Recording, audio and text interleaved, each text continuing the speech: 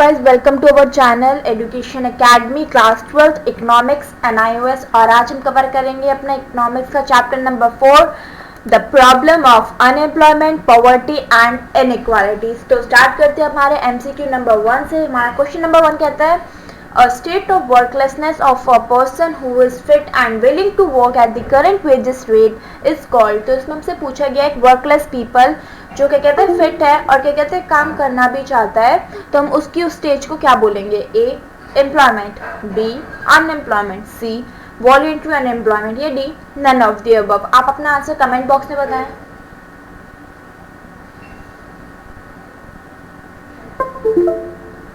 तो इसका correct answer होगा आपका option number B unemployment. Okay, तो अनएम्प्लॉयमेंट की डेफिनेशन होती है when a person is willing to work but not getting work is known as employment. मतलब वो काम करना चाहता है लेकिन उसे काम नहीं मिल रहा है, तो उसे बोलते हैं अनएम्प्लॉयमेंट। आप इसको वीडियो को पॉज करके इसको नोट डाउन कर लें।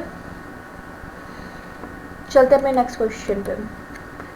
Question number 2, cyclic unemployment is. Cyclic unemployment क्या होती है? ए unemployment that result when people become discouraged about their chance of finding a job so that they stop looking for work. B unemployment that occur during recession and depression. C portion of unemployment that is due to normal work of the labor market. D portion of unemployment that is due to changes in the structure of the economy that result in a significant loss of jobs in certain industries. आप अपना answer comment box में बताएं। तो guys इसका correct answer होगा आपका option number B unemployment that occur during recession and depression. Next question, question number 3, how many days MNREGA provide unemployment. MNREGA ने कितने दिन की एम्प्लॉयमेंट प्रोवाइड करी थी? 70 डेज, 80 डेज, 90 डेज और 100 डेज। आप अपना आंसर कमेंट बॉक्स में बताएं और मुझे साथ साथ बताते भी रहें कि आपने कितना स्कोर करा है।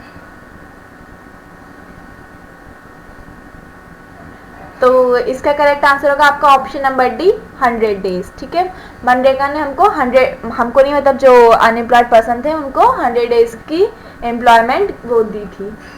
Next question, question number 4, the labour force can be defined as. Labour force को हम किस तरीके से डिफाइन कर सकते हैं? A those of workers who are seeking work and are available for work at current wages rate. B anyone who is working और actively seeking work. C the population between school leaving age and retirement age. D those who could claim benefit if they were to become unemployed। तो आप अपना answer comment box में बताएं। तो इसका आपका correct answer होगा ए those of workers who are seeking work and are available for work at the current wages is known as labor force।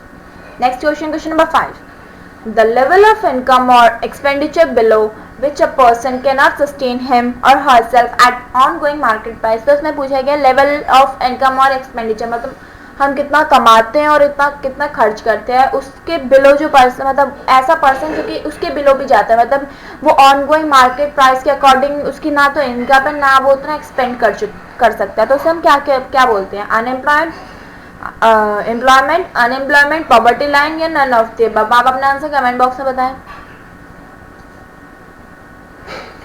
तो the person whose level of income और expenditure below, ठीक है, and cannot sustain him or herself at the ongoing market price is known as poverty line. मतलब जो below poverty line होता है वही होता है जिनकी लेवल ऑफ इनकम और एक्सपेंडिचर कम होती है और वो ऑनगोइंग मार्केट प्राइस के हिसाब से अपना लेवल ऑफ इनकम और एक्सपेंडिचर का नहीं होता। Next question, question number 6, the percentage of labor force that is unemployed is the।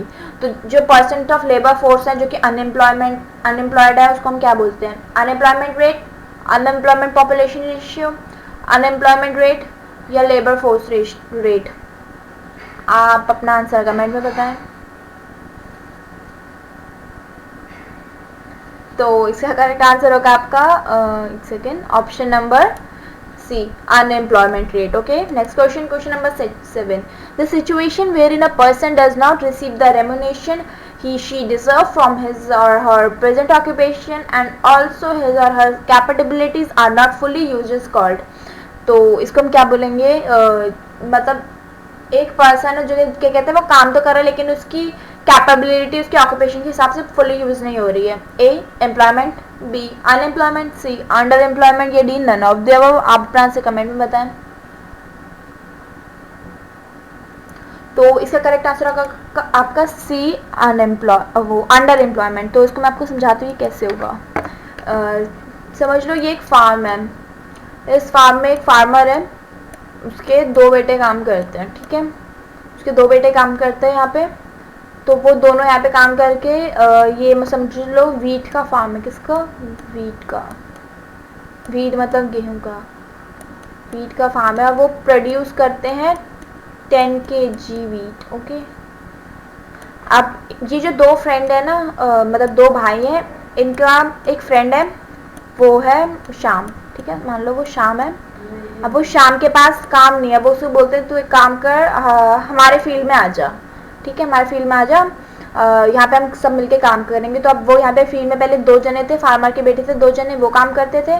अब प्लस एक कौन आ गया उनका फ्रेंड, शाम। तो अब ये दोनों मिल के तीनों हो गए 3 जने, और ये अभी भी ना 10 kg प्रोड्यूस कर रहे हैं, ये अभी भी 10 kg ही प्रोड्यूस कर रहे हैं वीट, ठीक है। तो 10 kg वीट प्रोड्यूस कर रहे हैं। तो ये जो पर्सन है तीसरा शाम, ये आता है अंडर एम्प्लॉयमेंट में, लेकिन वो काम तो कर रहा है, लेकिन उसकी कैपेबिलिटी फुली यूज नहीं हो रही है। जितना फार्म है, फार्म तो इतना ही रहेगा, फार्म तो उसके लिए बड़ा नहीं हो जाएगा। तो 10 kg वीट अभी प्रोड्यूस हो रहा है, तो वो अपने ऑक्यूपेशन के हिसाब से उसकी capability not fully use, okay. तो next question, question number 8, unemployment rate. Unemployment rate को हम कैसे मेजर करते हैं? A, unemployment worker upon total labour force into 100, B, total labour force upon under employment worker into 100, C, unemployed worker upon total labor force into 10, D, none of the above. Measurement of unemployment is a very difficult task in India, and mostly compressible and reliable data on employment या unemployment are mainly compiled by NSSO. NSSO की full form होती है आपकी national sample survey organisation, okay. तो इसका आपका correct answer होगा A, unemployment worker upon total labour force into 100, इससे हम अपना अनएम्प्लॉयमेंट रेट निकाल सकते हैं। Next question, question number 9, which among the following is the method to estimate the poverty line. Poverty line को किस मेथड से एस्टिमेट कर सकते हैं? Investment, capital method, human method, income method. तो अब अपना करेक्ट आंसर कमेंट बॉक्स में बताएं। तो इसका करेक्ट आंसर होगा आपका option number D, income method is the method to estimate the poverty line in India, okay. Next question, question number 10, the last and but not the least question, who conducts the periodical sample survey for estimating the poverty line. मतलब sample survey कौन conduct करता है, क्या कहते, ताकि poverty line को major करने के लिए कौन सैंपल सर्वे कंडक्ट करता है। ये मैंने भी आपको क्वेश्चन लास्ट क्वेश्चन में बताया था। तो इसका आंसर होप्स आप सब दे दो। A, national survey organisation, B, national sample survey organisation, C, sample survey organisation, या D, none of the above. अपना आंसर कमेंट में बॉक्स में बताइए। आपको मैंने भी लास्ट चार्ज में बताया था, वो आप इसे सारा आंसर बता, इसका आंसर तो बता दें। तो आपका इसका करेक्ट आंसर होगा option number B, national sample survey organisation conduct करता है survey for estimating the poverty line in India. National survey sample organise मतलब बेस्ड होता है, ये क्या कहते हैं, या तो एक ईयर में हो जाता है, या वीक में हो जाता है, या each day of a week हिसाब से वो करते हैं, ठीक है। तो thank you, please like share and subscribe to our channel. आपका जो भी डाउट होगा कमेंट बॉक्स में जरूर बताएं मुझे। प्लीज बताएं कि आप लोगों ने कितना स्कोर करा, ठीक है। Thank you.